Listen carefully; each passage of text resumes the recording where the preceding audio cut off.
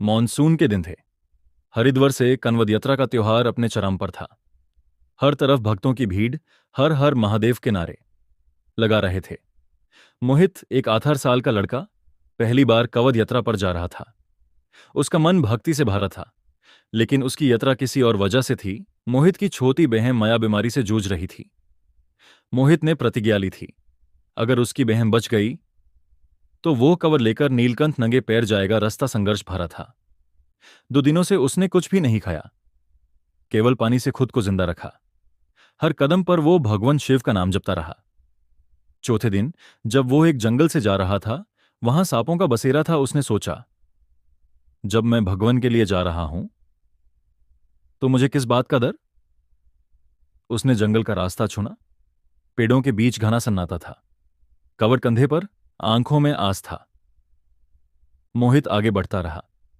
अचानक उसने देखा, रास्ते के बीच में एक विशाल सांप रास्ता रोके खड़ा था। उसका बड़ान काला और चमकीला था और आंखें एकदम लाल। मोहित का दिल जोर जोर से धड़कने लगा, लेकिन उसने शिव का नाम लिया, आंखें बंद की और आगे बढ़ने लगा। फिर कुछ अजीब हुआ। सांप बोला, रुक जा भक्त। मोहित रुक गया। तो तू बोल रहा है? सांप धीरे धीरे इंसानी रूप में बदलने लगा। कुछ पलों में एक सुंदर नागिन मोहित के सामने खड़ी थी। नीली सड़ी, गहरी आंखें और लालत पर एक रुद्राक्ष का तिलक। मैं वसुकी वंश की नागिन हूं, उसने कहा, और मैं हर उस भक्त को रोकती हूं जो झूठ या स्वार्थ से कवड़ उठाता है। मोहित घबराकर बोला, मैं झूठ नहीं बोल रहा। मैं अपनी बहन के लिए यह कर रहा हूं। उसकी जिंदगी दांव पर लगी है। नागिन ने घूर कर देखा और कहा, क्या तेरी भक्ति के पीछे कोई छल नहीं? कन्हैया ने आंखें झुका ली और कहा, मैं डर गया था। अगर मैंने यह यात्रा पूरी की तो मुझे लगा माया बच जाएगी, लेकिन अंदर से मुझे उम्मीद कम, डर ज्यादा था। नागिन ने एक गहरी सांस ली। तेरा विचार स्वार्थ से मिला हुआ है। भगवान शिव के दर्शन उसी को मिलते हैं जो सच्चा और निष्कपट हो। फिर उसने कहा, तुझे एक प्रश्न पूछा जाएगा। अगर सही उत्तर दिया तो तू आगे बढ़ सकेगा, अगर नहीं तो यही तेरी अंतिम यात्रा होगी। मोहित ने सिर हिला दिया। नागिन बोली, शिव एक ही रूप में हमेशा पूजे जाते हैं। बता, क्या वो भयंकर हैं या करुणा के सागर? मोहित बोला, शिव दोनों हैं। वो भयंकर भी हैं जब अधर्म बढ़ जाता है, और वो करुणा के सागर भी हैं जब भक्त पुकारता है। उन्हें एक रूप में देखना अधूरा समझना है। नागिन चुप हो गई। उसकी आंखें एन पलक झपक गई। फिर उसने मुस्कुराते हुए कहा, तू पास हुआ भक्त।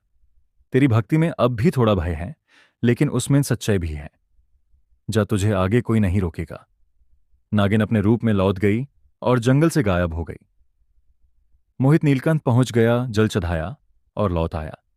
घर जाकर देखा, माया हंसी हंसी में बैठी थी। उसकी मां ने नम आंखों से बताया, डॉक्टर्स कह रहे हैं जल्दी ही ठीक हो जाएगी।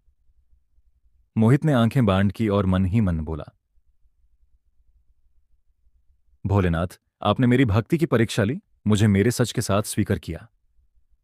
लेकिन एक रात जब मोहित अपने रूम में था, उसने सपने में वही नागिन देखी। उसने कहा, तेरे जैसा भक्त हर युग में होना चाहिए, पर याद रख, भक्ति में सच्चाई हो तो शिव खुद दर्शन देते हैं। अगली बार जंगल का रास्ता तो नहीं चुनेगा, जंगल तुझे चुनेगा। सपना था या संदेश मोहित कभी नहीं जान पाया, पर उस दिन के बाद उसकी जिंदगी बदल गई। हर साल वो कवद उठाता, लेकिन अब सिर्फ एक मांग के साथ, जो भी इस रास्ते पर चले उसका मन निर्मल रहे।